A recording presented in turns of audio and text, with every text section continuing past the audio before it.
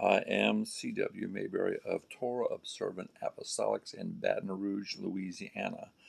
This is our Through the Bible study, and this would be lesson number 18, beginning in Genesis chapter 37, and I read, And Jacob dwelt in the land wherein his father was a stranger, and in the land of Canaan. These are the generations of Jacob, Joseph being 17 years old, and was feeding the flock with his brethren, and the lad was with the sons of Bilhah, and with the sons of Zilpah, his father's wives, and Joseph brought unto his father their evil report. So he was using him to watch over them. Verse 3, Now Israel loved Joseph more than all his children, because he was the son of his old age, and he made him a coat of many colors. And when his brethren saw that their father loved him more than all his brethren, they hated him and could not speak peaceably unto him. And Joseph dreamed a dream, and he told it to his brethren, and they hated him yet the more. You can't always share your dreams with everybody. And he said unto them, Hear, I pray you, this dream which I have dreamed. For behold, we were binding sheaves in the field, and lo, my sheaf arose and also stood upright, and behold, your sheaf stood round about, and made obeisance to my sheaf, or bowed down. And his brethren said to him, Shalt thou indeed reign over us, or shalt thou indeed have dominion over us? And they hated him yet the more for his dreams and for his words. And he dreamed yet another dream, and told it to his brethren, and said, Behold, I have dreamed a dream more, and behold, the sun and the moon and the 11 stars made obeisance unto me. And he told it to his father and to his brethren, and his father rebuked him, and said unto him, What is this dream that thou hast dreamed? Shalt I and thy mother and thy brethren indeed come to bow down ourselves to thee, to the earth? Dreams and things like that are often recorded beforehand because they are prophetic. And it gives legitimacy to those things after the fact. It is God who speaks those things that will be before they are, often through men and women. Not uncommon. Verse 11, And his brethren envied him, but his father observed the saying. And his brethren went to feed their father's flocks in Shechem. And Israel said unto Joseph, Do not thy brethren feed thy flock in Shechem? Come, and I will send thee unto them. And he said to him, Here am I. And he said to him, Go, I pray thee, and see whether it be well with thy brethren, and well with the flocks, and bring me word again. And so he sent him out of the vale of Hebron, and he came to Shechem. And a certain man found him, and behold, he was wandering in the field. And the man asked him, saying, What seekest thou? Interesting story with this individual that's just there. I would speculate that he's the messenger of God, but we will see. Verse 16, And he said, I seek my brethren, tell me, I pray thee, where they feed their flocks. And the man said, They departed hence, for I heard them say, Let us go to Dothan. And Joseph went after his brethren and found them in Dothan. And when they saw him afar off, even before he came near unto them, they conspired against him to slay him. And they said one to another, Behold, this dreamer cometh. Come now, therefore, and let us slay him, and cast him into some pit, and we will say some evil beast hath devoured him, and we shall see what will become of his dreams. And Reuben heard it, and he delivered him out of their hands, and said, Let us not kill him. And Reuben said unto them, Shed no blood, but cast him into this pit that is in the wilderness, and lay no hand upon him, that he might rid him out of their hands to deliver him to his father again. So he's intending to come back and deliver him out of this pit and spare his life. 23, And it came to pass when Joseph was come unto his brethren, that they stripped Joseph out of his coat of many colors that was on him, and they took him, and they cast him into the pit, and the pit was empty, there was no water in it. And they sat down to eat bread, and they lifted up their eyes and looked, and behold, a company of Ishmaelites came from Gilead with their camels bearing spice and balm and myrrh, going to carry it down to Egypt. So these are Ishmaelite traders. These are the sons of Hagar and Abram, who are on their way to Egypt. I'm not going to talk about that too much. 26, and Judah said unto his brethren, what profit is it if we slay our brother and conceal his blood? Come, let us sell him to the Ishmaelites, and let not our hand be upon him, for he is our brother and our flesh. And his brethren were content. Then there passed by the Midianites merchants, and they drew and lifted up Joseph out of the pit, and sold Joseph to the Ishmaelites for 20 pieces of silver. And they brought Joseph into Egypt. And Reuben returned unto the pit, and behold, Joseph was not in the pit, and rent his clothes. You know, it's interesting to me, we don't really understand this, but it is most often those closest to us that are able to sell us into slavery. How does that work? What am I talking about? Things we inherit, things our parents and our ancestors were involved in that find their way even into our lives, 2, 3, 4, 5 generations down the line. Anyway, verse 29, and Reuben returned unto the pit, and behold, Joseph was not in the pit, and he rent his clothes. And he returned unto his brethren and said, the child is not, and whither shall I go? And then he took Joseph's coat and killed a kid of the goats, and dipped the coat in the blood, and they sent the coat of many colors, and they brought it to their father, and said, this we have found. Know now whether it be thy son's coat or no.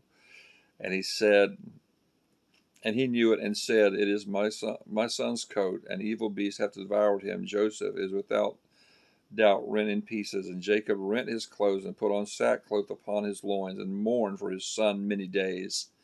And all his sons and all his daughters rose up to comfort him, but he refused to be comforted. He said, for I will go down into the grave until my son mourning. Thus his father wept for him. And the Midianites sold him into Egypt unto Potiphar, an officer of Pharaoh's, and a captain of the guard. Chapter 38, verse 1. And it came to pass at the time that Judah went down from his brethren, and turned into a certain Adullamite, whose name was Hira, and Judah saw there the daughter of a certain Canaanite, whose name was Shua, and he took her and went in unto her. So this chapter 38 is going to be another story interwoven into this, and you'll get back into the story of Joseph after this, okay? And Judah saw there was a daughter. Yeah, let's go to 3. Well, let's go back to 2 then, just for clarity. And Judah saw there a daughter of a certain Canaanite, whose name was Shua, and he took her and went in unto her, and she conceived and bare a son, and he called his name And she conceived again and bare a son, and called his name Onan. And she yet again conceived and bare a son, and called his name Shelah. And he was at Chizib when she bare him, and Judah took a wife for his firstborn, whose name was Tamar. The point of this story, the focal personality, is going to be Tamar, okay, who is in the lineage of Yeshua, in the lineage of Jesus Christ. And Judah's firstborn was wicked in the sight of the Lord, and the Lord slew him. And Judah said unto Onan, go in unto thy brother's wife, and marry her, and raise up seed to thy brother. Because it was the practice in that day, and this is even before Torah, and Torah prescribes this as well, that if your brother had married and died before he had sons himself, it was the duty of the closest kin, that next brother, to marry this woman and raise up seed unto his brother. The children born would not take his name, they would take the name of the deceased brother. And it impacted the things financially as well, which is why many times people tried to shy away from it. But it is a it points to the situation that you and I are in because of sin. The dead brother is Adam, who can no longer produce life. Everything he produces, everything in that bloodline is cursed. It's all headed for damnation. It's all headed for destruction, unless you can find a near kinsman to step in. And when we get further into the Word of God, the book of Ruth and things like that, we'll look more at that. But there has to be someone to step in that gap, and that's precisely who Yeshua is. All right, but let's read on. And Onan knew that the seed should not be his, and it came to pass when he went in unto his brother's wife that he spilled it on the ground, lest he should give seed to his brother. And the thing which he did displeased the Lord, wherefore he slew him also. Then said Judah to Tamar, his daughter-in-law, remain a widow in thy father's house till Shelah my son be grown. For he said, lest peradventure he die also, and his brethren, as his brethren did. And Tamar went and dwelt in her father's house, which was the practice of the day. And in the process of time, the daughter of Shua, Judah's wife, died, and Judah was comforted and went up into the sheep shearers at Timnath, and he and his friends Hira the Adulamite. And it was told Tamar, saying, Behold, thy father-in-law goeth to Timnath to shear his sheep. And she put on her widow's garments. She's been waiting for this other son to mature and be given to her, and it's not happening. She's being ignored. She's being forgotten.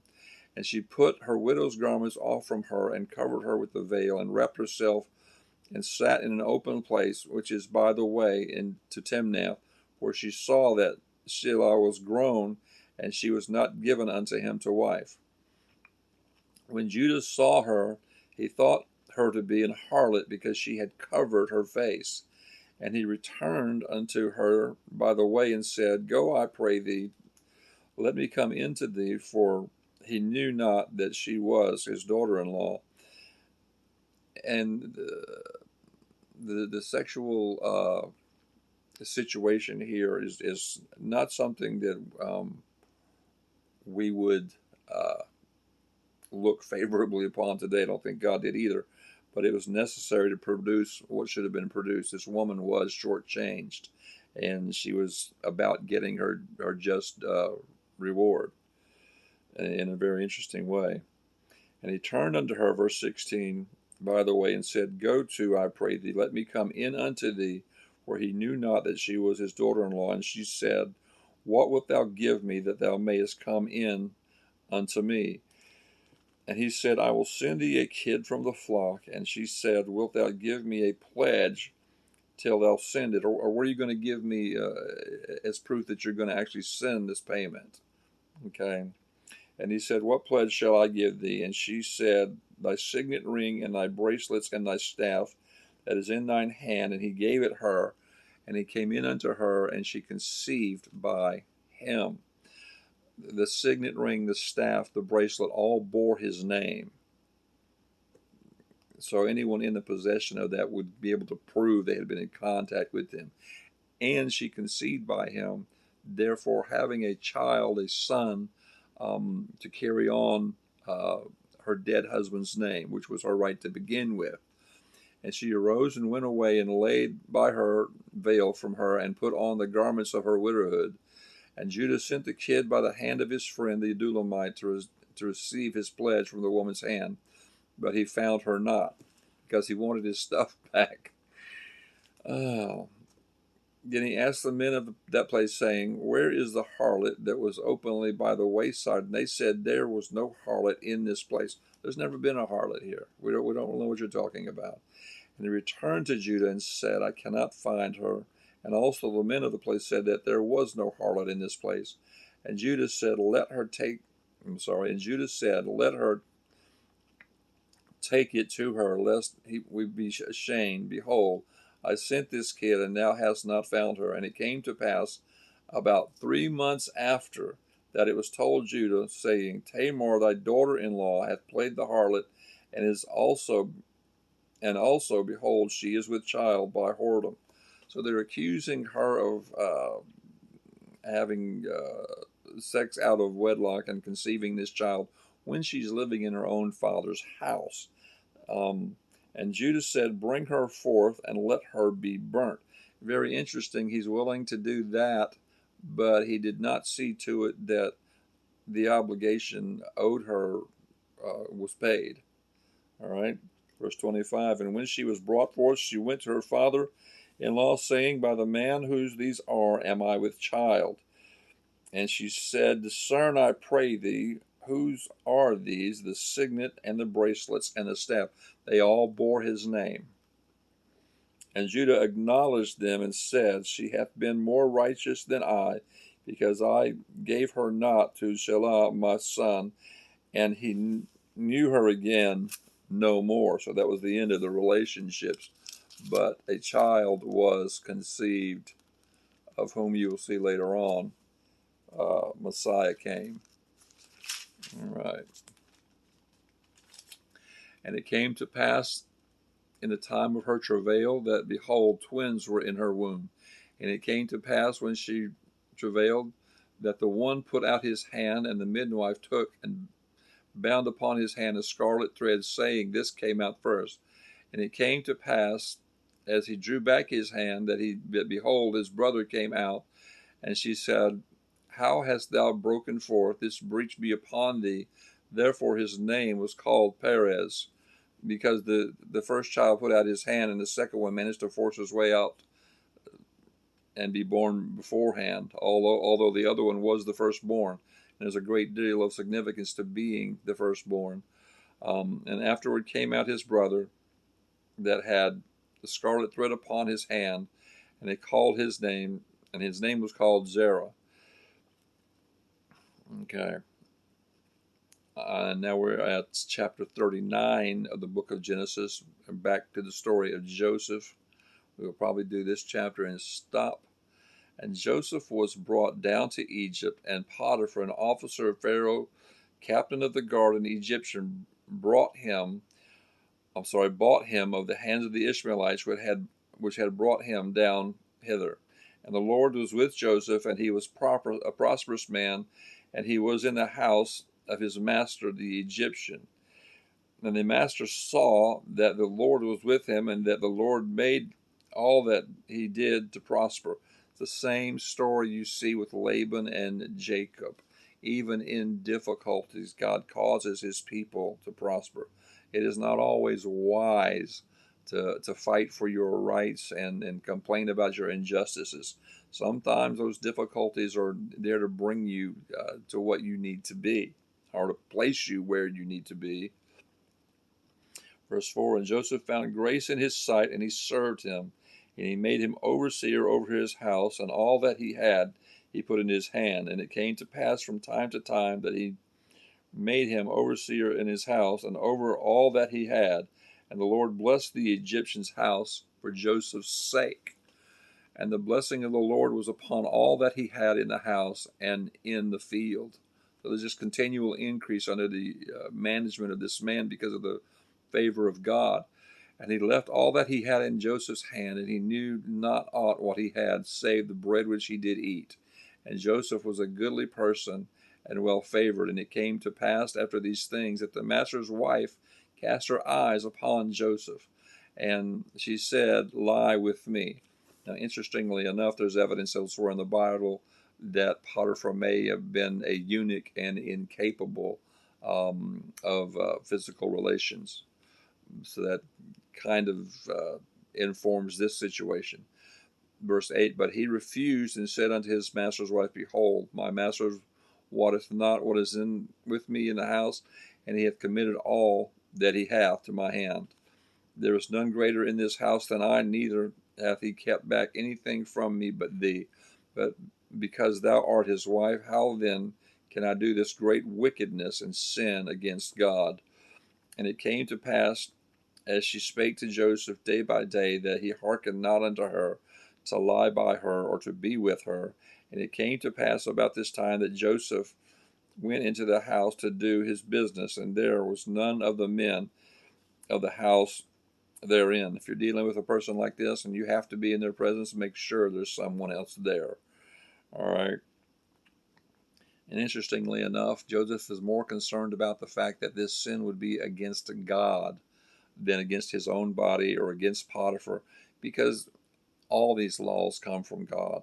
All these laws come from Jehovah. When you begin to violate them, it's not just um, your own well-being that you have to be concerned about. Sin has an impact on everybody. If Joseph had done what she wanted, it would have destroyed, the relationship he had with Potiphar. And well, we'll leave that at that. Verse 12, and she caught him by his garment, saying, lie with me. And he left his garment in her hand and fled and got him out. And it came to pass, when she saw that he had left his garment in her hand, that he fled forth, and that she called unto the men of the house, and spake unto them, saying, see, he hath brought in an Hebrew unto us to mock us. Hebrew means to cross over. That's how these people were marked. He can, and you're going to have to be marked that way as well. You've got to cross over from where you are into covenant with Jehovah. And he came in unto me to lie with me, and I cried with a loud voice. And it came to pass, when he heard it, I lifted up my voice and said, that he left his garment with me and fled and got him out. Two things. Number one, the clothing being what it was in that day, this is probably an outer garment. Joseph probably was not nude when he left the house, but it was enough circumstantial evidence for her to make this claim. And being that she's the man's wife, number one, he's going to know what type of person she is through her actions. Everyone in the house would have known what type of person she is through her actions. But the embarrassment of it would have forced Potiphar to take the actions that he was about to take. All right. And she laid up his garment by her until his Lord came home, and she spake unto him according to these words, saying, the Hebrew servant which thou hast brought unto us came in unto me to mock me. Actually, she's quite jealous that she didn't get his attention.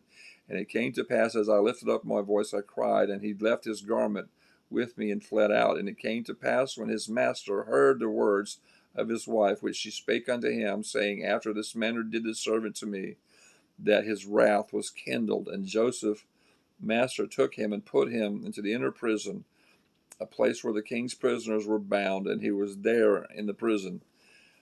But the Lord was with Joseph, and showed him mercy, and gave him favor in the sight of the keeper of the prison. And the keeper of the prison committed to Joseph's hand all the prisoners that were in the prison, and whatsoever they did there, he was the doer of it. So again, this man receives favor irregardless of where he goes. He rises to the top. And that really it's all about his, well, number one, it's about the blessing of God, and it's also about his attitude. We should have that attitude irregardless. The things that are happening to this young man, most people would turn bitter, angry, they would shut down, and it would really terminate their life spiritually. That would be the end of it. Okay. The keeper of the prison looked not to anything that was under his hand, because the Lord was with him, and that which he did, the Lord made it to prosper. And I'll leave that right about there. We're right up against chapter 40. As I said earlier, you're not the master of your own life. You don't make the choices. It doesn't matter if it has to do with poverty or injustice or sickness or disease. If you are indeed in pursuit of holiness, if you are indeed in pursuit of the face of God, if you are indeed in pursuit of His presence in your life, things are going to come that are going to be unpleasant. Things are going to come to try you and to try other people. God is like the Plains Indians in North America. He uses the entire buffalo. Nothing is just one faceted. There's always multiple things going on. As Joseph is being tried, other people are being tried. Other people are being examined, even though they don't know it. Potiphar's wife is being exposed. On and on and on and on it goes. And the same thing is going to happen with you. Not that every day and every year of your life should be a challenge. There will come waves of those things and an end to those things. The thing to remember is to have the right attitude toward God. As long as you have got the presence of the living God in your life, you are wealthier than the overwhelming majority of people on this planet. It does not matter if you're in the penthouse, or the poorhouse, or whatever other label you want to put on it.